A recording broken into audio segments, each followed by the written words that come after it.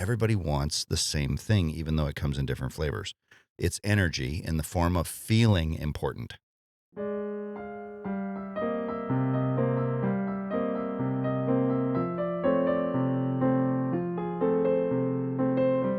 Hey everybody, welcome to today's Jeff Heilman Project episode. I usually say, welcome back, Jeff, because he's the one stepping out of town and will be this next week. But this time, we get to say, welcome back, Jessica. So I just got back from visiting Idaho, my mom, just outside of Boise. And it was beautiful, and the temperature was right. We've had an uncharacteristically cool summer so far, although it seems like the past few years the pattern in Northern California has been not to get hotter until like August and September. So we still haven't had any 100-degree days yet. And we're like in the middle of July. But in Idaho, it was in the hundreds. It was warm, and it's just great. It's a great place to visit. Everyone, when I go visit Idaho, they're so nice. They say, "When are you moving out here?" And then my mom pipes up and says, "Oh, she can't live without the ocean." And so I say, "I get the best of both worlds. Yeah. I get California and I get to go to Idaho whenever I want." That's I mean, it's like I've got two houses, really. It is.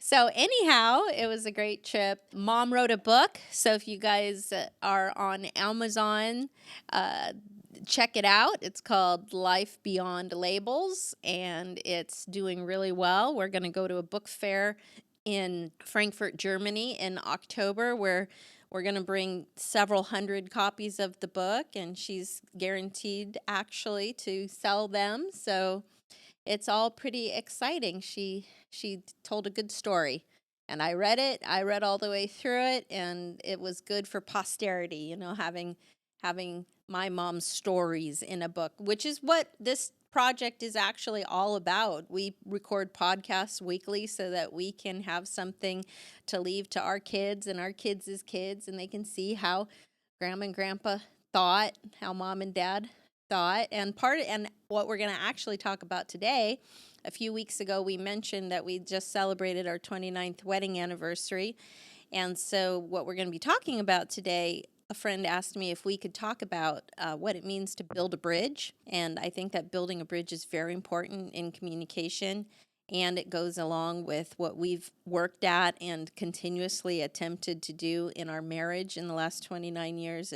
And we use it in, Jeff, we use it in such a normal conversation that I know there's not a lot of people that have ever heard it, but it's so familiar to us to when we say we will take the opportunity to build a bridge whenever we can.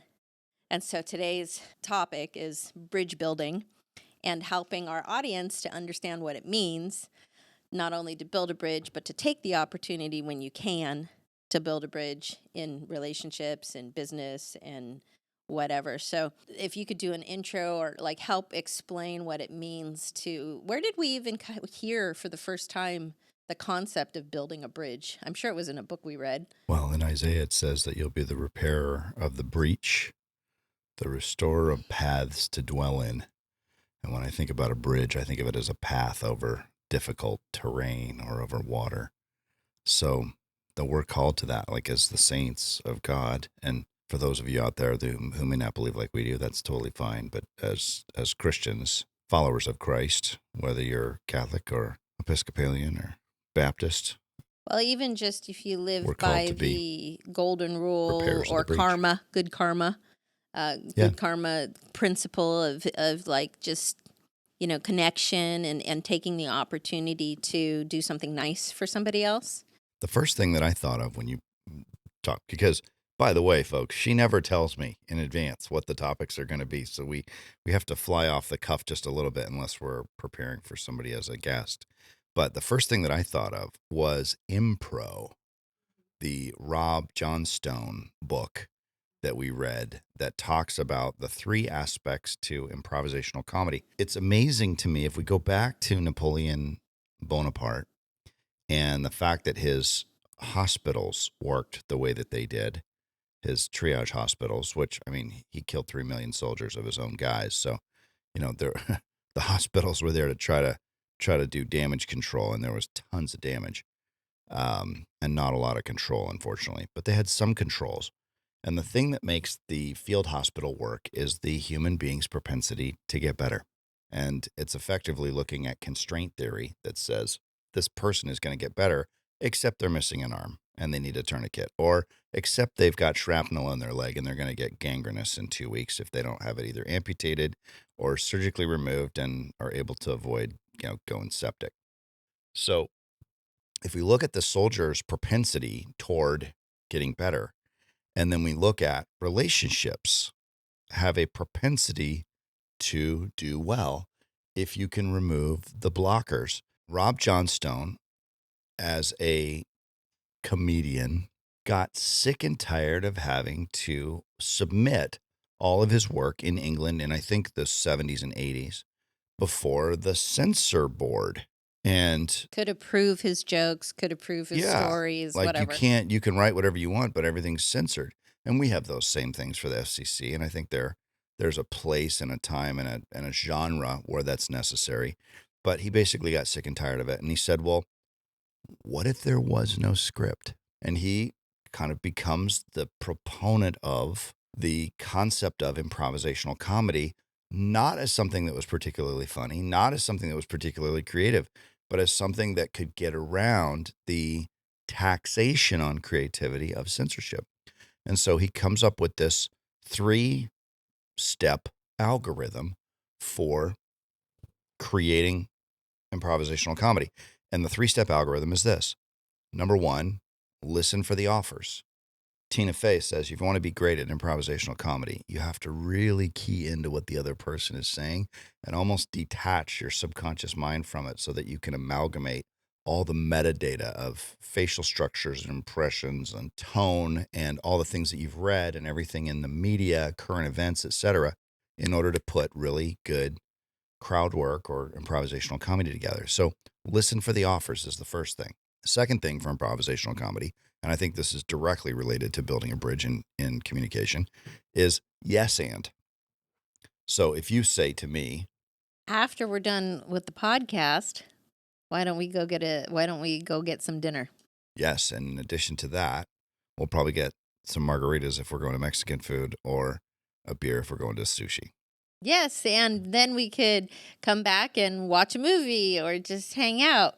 That's right. And so when you think about building a bridge, what you could look at is like a suspension bridge would have one of those pulley systems that drags a cable and then another cable and then another cable and then a cable back. The Golden Gate Bridge Golden is Gate Bridge is a perfect example of that. Suspension bridge. Where you're bringing cables over the, I don't know what they're called, turrets, things that sit inside the caissons. Spires. But that stripping back and forth of that cable is how you build a bridge. And so yes and is the way to do that, along with listen for the offers. And then the third piece, and this is really important, which is you want to try to make your conversation partner look good. And that's easy for me to help you look good. Ditto. You always look good. But I want to make you feel good and sound good and look good to the audience. And with that open receptiveness and attempt to try to encourage the other person using phrases like yes and that keep the cables going back and forth, and then listening for the offers and context, that's the improvisational approach to building a bridge in communication. And I think it's also really important. I believe that he covers in his book about, not thinking about what you're going to say while the other person is talking. That helps you let them get to the end of what they're trying to say, but not be so consumed with what you're going to say next that you miss the opportunity. And a big part of people that I've seen that do not recognize the opportunity, they don't recognize the offer, is because they're too busy thinking about what they want to do or what they want to say next, and they're missing the offer that's being made and an opportunity to build a bridge and make a connection. There are a lot of opportunities and lots of offers. For example, like if you're standing in line at Starbucks or at the coffee place, and if you're next to me, I'll probably say something like, "Hey, nice shoes." And if you're not conditioned to recognize my "Hey, nice shoes" as an offer, you'd say something like, or thanks, or like just not look up and just kind of ignore the comment. If you're a person who studies communication like Jeff and I do, then you would say, yeah, thanks. They're really comfortable. And then now we've begun an exchange and we've begun a connection, and that's an offer's being made, and then a bridge is being built between two people. And then that's how a majority of, I think, your relationships that you've had outside of work, and even getting your jobs and networking and being able to communicate with others, you've met a lot of really good people by just making an offer and them responding to the offer instead of missing the cue that, hey, I'm making an offer here. That's right. Now I want to go back to something that you said earlier as far as thinking about what you're going to say next. When I think about building a bridge, you're in a negotiation, so to speak. Negotiation less about taking in a deal, and to me, more the context of negotiating like shallow waters. So you're in a boat with a hull that goes below the surface of the water. You got some shallow water, and you need to negotiate the shallow areas in a body of water. And Chris Voss says that never be so focused on getting what you want out of the negotiation that you're not willing to negotiate for something better. Mm, So I think one of the that's things good. that's a fail when we negotiate in conversation is that we'll think, I'm so focused on trying to get this thing out of a negotiation that there might be offers. There's oftentimes offers for much bigger deals, much better relationship, much richer rapport. I think that when you put the relationship itself first, which goes back to helping the other person look good and listening for the offers, I think that actually makes bridge building and communication much easier, much richer. It happens much sooner. I mean, I've had job offers from people that I've had coffee with a couple of times. I've had a couple of different people who are very successful, have made hundreds of millions of dollars, and I've had job offers, some of which I've accepted, that have come from a couple of coffee meetings with said person. I think that that is a testimony to the fact that whatever we're doing, the How to Win Friends and Influence People, Dale Carnegie stuff, the professional speak, whatever the training that we've done is working to the point to where Jessica and I are sincerely interested in other people. We do everything we know how to do to try to help the other person have the advantage in a conversation. And we try to negotiate the shallow areas with a lot of care and sensitivity so that the natural propensity of the rapport and relationship is to get better. People are naturally interesting. They're naturally interested in each other. And it's not that you have to try to be or do something that you think the other person is going to do, but it's more around removing the shrapnel so that the relationship can grow at an organic pace. And I think that's something that really took me a long time to learn. But that people really like you just naturally. People are interesting. Women and men both are beautiful. They're fascinating. And the natural propensity is that relationships will get built if we pull kind of the blockers out of the equation. When you consider the modern society that we live in today and the reality of there being online order pickup, DoorDash, you really don't have, a person could never leave their house if they didn't want to leave their house.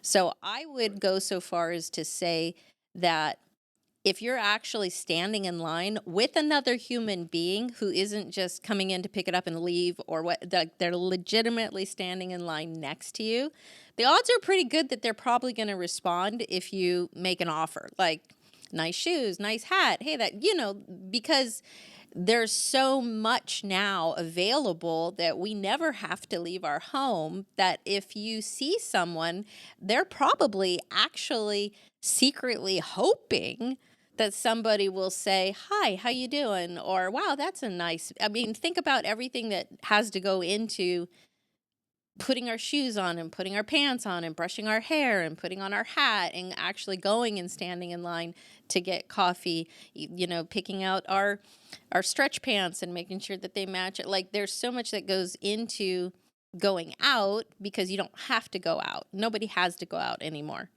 And so, if we can successfully encourage you or encourage each other to be friendly, to try to build a bridge, then we're strengthening our communities. We're strengthening if we have our children with us, they're seeing mom and dad, or they're seeing cousin or auntie or whatever, like, be friendly and say hi. And the people that are now left actually going out in person to do these things, even going shopping. I mean, I've found myself when I don't want to be around people, I just do, pickup. I'll go on the Safeway app or Target app or something, and I'll just do a drive up, put the groceries in the back and I'll drive away. So, like, clearly that's a, no approach. I don't want anybody building a bridge. I don't want any offers. But when I want to go into the Target and just lollygag around and shop, I got no problem with somebody coming up. As a matter of fact, if a sales associate from Target comes up and says, "Hey, how you doing today?" I'm like, "Great, how you doing?" Because it seems like now we're living in a economy that if you're actually out in person, you're probably not going to get shut down by saying, "Hey, how you doing?" There's probably everyone around you would love it if you would say, "Hey, how you're doing?" I think there's still a post-COVID kind of I remember Hunger. Katrina. Yeah. In 2005, I remember where I was when Katrina hit land. I was with Joe Harmer. He and I were, when you go up with these big 15, 16,000 person sales kickoffs, you pretty much have to share a room with somebody. So Joe Harmer was my roommate in 2005. And I remember where we were in the room. We were like getting ready for dinner when Katrina hit land in New Orleans, and it just devastated the town for years. You couldn't get people out fast enough. You couldn't get support in to save the remaining people quickly enough. And it took a long time for it to recover. And I think we're still going through some of that because of COVID, because we all live on Zoom calls now.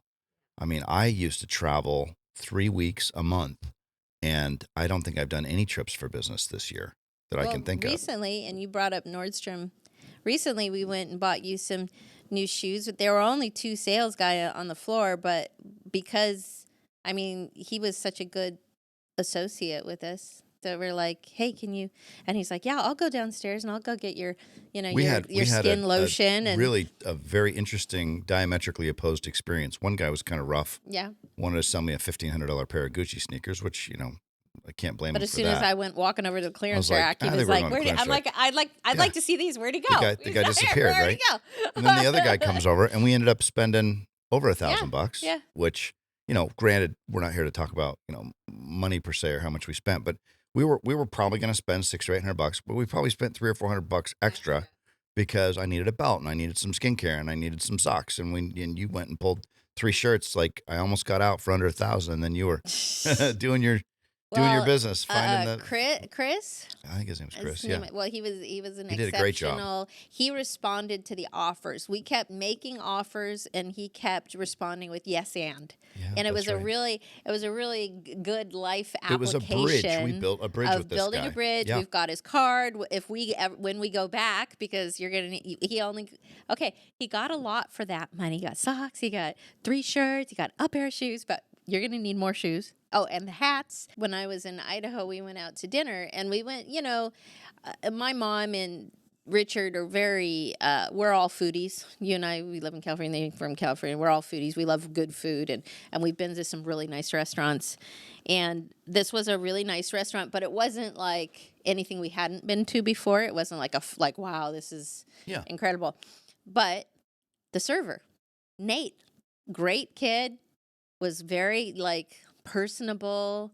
We asked him, he asked us, "Why are you celebrating anything in particular?" And Richard said, "Well, as a matter of fact, Pamela Elizabeth just wrote a book, and we're here celebrating." And he was like, "Well, what's the name of the book?" And I read motivational books, and so she's like, "Well, it's kind of like a self-help." "Oh, well, that's all I read, and what's the name of it?" And so he's writing the name down in his little book, and just the level of exchange between yes and making the offer. Like, we built a bridge to where this restaurant that was good became excellent because of the relationship, because of that bridge that was built between us and the server. And I would go back again, and it wasn't even like It was actually, the price was fairly reasonable. It wasn't anything crazy. It just, I guess it was really nice, but it wasn't enough to go back to just the location.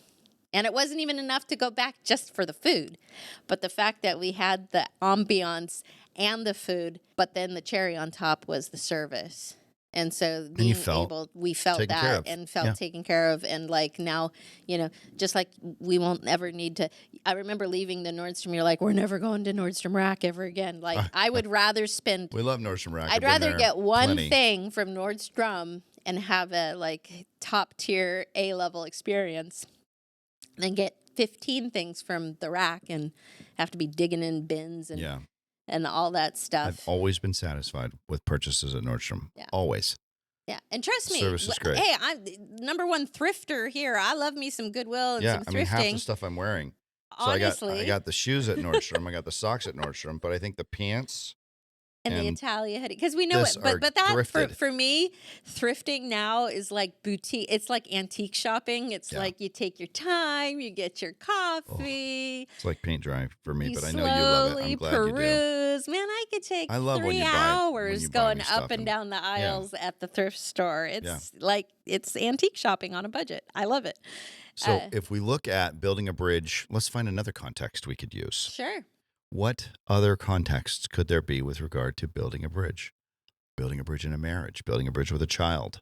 What would you say? I mean, you're great at your relationships with your kids. I mean, personally, I'm partial, so of course I'm going to say, but I think you are the best mom in the world. Oh, thank I you. think you are 1 out of 100 million who could do what you do the way that you do it, and you work really hard at building a bridge with the kids and then also having the kids build bridges with each other. Talk a little bit about why that works as well as it really does. good example. Here's a perfect example.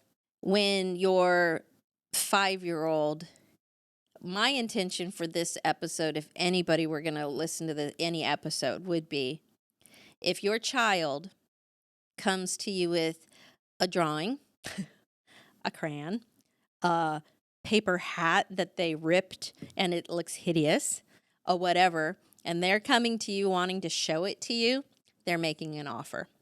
That's right. That's an offer. That is an offer. They're saying, will you build a bridge with me, Mom? Will you build a bridge with me, Dad? Yeah. And when every time when they're saying, hey, do you want to come see my thing? Yeah. That's the and best. Every time you say, no, honey, not right now, I'm too busy. Every time you say, Mommy, Daddy, really tired, let me just finish watching my show. Every time they will continue because they're little, they love you, and they have this admiration for you as they're little. But as they continue to make offers, and if you continue to reject their offers, because that's what it is, it's an offer, and if you tell them that you can't take the time for that thing, they won't want to build bridges anymore in the future. Yep. And that's unfortunately a very sad example of it, but it happens as adults too. I mean, if your boss, if a boss comes to you and asks you to do a TPS report and you don't want to, and it's not your job and it's not your job description, but it's like helping them out or whatever, and you get all angry and bitter, how many times if you don't look at that as they're trying to make an offer? Now, whether it's to make their life, whatever, let's not get political about it. It's an offer just the same. An offer's an offer. And it's up to you to either accept the offer or see the offer for what it is, or say, and do it, or find out more information about it. And so are we in the pattern as human beings of recognizing offers for what they are and building bridges, or are we going to go through life saying we're too tired, we're too busy, I don't want to do that, and then those people in our lives that we care about a lot or even get our livelihood from stop going to us with offers? Yeah, that's something that we see in business quite a bit. We see first line, second line managers a lot of times get mad at the employees who are bringing them their problems. And granted, when I worked at Oracle, Larry Ellison had something that he said, if you're going to bring me a problem, bring me a solution with it. Show me that you've thought through this enough that we have some context for solutioning. Don't just bring me your problems and expect me to do all your thinking for you. But if we need to make a decision on something, let's make a decision based on a solution that you've architected, and we can approve it, deny it, fund it, reject it, start over, re-architect it, whatever. But for the most part, for a manager to get angry at somebody for bringing them their problems, guess what? It only takes one time. When your person, your human that works for you, your human resource works for you, and they come to you and they bring you a problem, They're making an offer. they're making an offer. It only takes one time for you to say, quit bringing me your problems or whatever, and get frustrated in the moment. And they'll never bring you problems again, which is great in the short term, because then you have one less person griping. The bad news is that if your job in leadership, your job is to deal with the problems. You want to change your attitude to say problems are breakfast, lunch, and dinner for me if I'm going to get ahead. And if you're the person who's solving problems, breakfast, lunch, and dinner, You'll always have a job. you'll always have a job, and people will That's right. always bring you their problems, and you will have plenty to eat. It's like Remy from Yeah. Ratatouille, right? Food always comes to those who love to cook. Problems always come to those who love to eat problems, breakfast, lunch, and dinner, That's right. and solve them. And in doing so, you are reducing the constraints to your business's natural propensity to growth, and you're reducing the constraints to relationships' natural propensity to be established and grow. And this is not, I would hope that those that are listening would not get exhausted thinking about, oh man, does that mean that I have no boundaries and I'm going to have to receive everybody's problems, or I'm going to have to pay attention to my kid every time, every 5 minutes, mommy, mommy, mommy, mommy. And no, that's not what we're saying. What I'm actually encouraging is the hope that you would begin to recognize offers. Like I don't, we're gonna get short sometimes. We're gonna blow off the handle. We're gonna say no, not right now, honey. But if we're insensitive to the thought that, oh, this could potentially be an offer because we've never heard of the concept or we don't understand building bridges, then you'll never see the good ones when they come. Or maybe you prioritize now taking better care of yourself because there's so many offers coming at you that you say, wow, man, I'm getting, like what Jessica and Jeff were talking about, I'm getting like 20 solid offers a day. Or maybe you're single and you're out at the club and you're like, oh wow, that girl, she just made an offer. Every good rom-com has an idiot, either the guy or the gal, who walks away and goes, oh man, they were trying to get with me, right? Like, because they just not even in They didn't see the offer. They didn't see the offer Yeah. until it was too late. Yeah. And so if there's anything that we could do to encourage you to begin getting in the habit of recognizing offers, man, the CEO of a company could be standing next to you in line at Chuck E. Cheese, and he could say something like, this bonehead's really sucking at his job right now. And that could be the thing that you're really good at. Yeah. But if you're not listening because you're not in tune to listening for offers, That's right. then you won't be able to maybe help that guy or be able to build a bridge. And so the three steps to building a bridge, and we're taking this from Rob Johnstone's book, IMPROV, The History and Architecture of Improvisational Comedy, is yes and. That keeps the dialogue going. That takes the cable and pushes it back and forth to build a bridge. Listen for the offers. Those would be your pillars that hold it up, or what'd you call them? Oh my gosh. Posts, the things that sit in the caissons that hold up the bridge. And then the spires. And then the third thing is try to help the other person look good and feel good. And the last piece, I've covered this before, but in Dale Carnegie's book that changed my whole juxtaposition of humanity and how to get along with people. When I was 19 years old, I read How to Win Friends and Influence People. And there was a lot that I took away from that book. But the number one thing I took away from it is that everybody wants the same thing, even though it comes in different flavors. It's energy in the form of feeling important. Chris Voss said it this way: if I can help the person feel heard, if I can get them to feel heard, I can get them to do anything. Now, again, he's dealing with hostage negotiations, so that, drastic circumstances call for drastic measures. We're not in the business of manipulating people, but if I'm trying to negotiate for somebody's life, I will use whatever means are necessary in order to get that person released, because that's my job as a hostage negotiator. So when he says, if I can get them to feel heard, I can get them to do anything. Dale Carnegie said it. The driving need that everyone has is a hunger for the desire to feel important. So that last piece of helping the other person look good, helping the other person feel good, giving them the advantage, to me is something that doesn't cost us anything, and it opens up huge doors. Amen. Hannah said something really great today. She said, healed people heal people. We've always heard it said, hurting people hurt people. Yeah. But really, that is a really good recognition and Healed people heal understanding people. that healed people heal people. Just like free people want to set others free. Yeah. Right. And Nice. so when we're talking about this concept and we're wrapping up the episode today, we would just like to encourage you that we talk about these types of things because we care about you and because we care, we want to encourage you to also feel like you're in the healing process, and that as you're in the healing process, as you're in the bridge building process, as we build bridges with you and reach out to you, that you would be able to also feel like you're equipped to build bridges with others, feel like you can hear and listen for those offers so that you can break through to that next level. Because the last thing we want, I know what it feels like to feel like you're consistently hitting your head in the same spot and the same wall over and over again.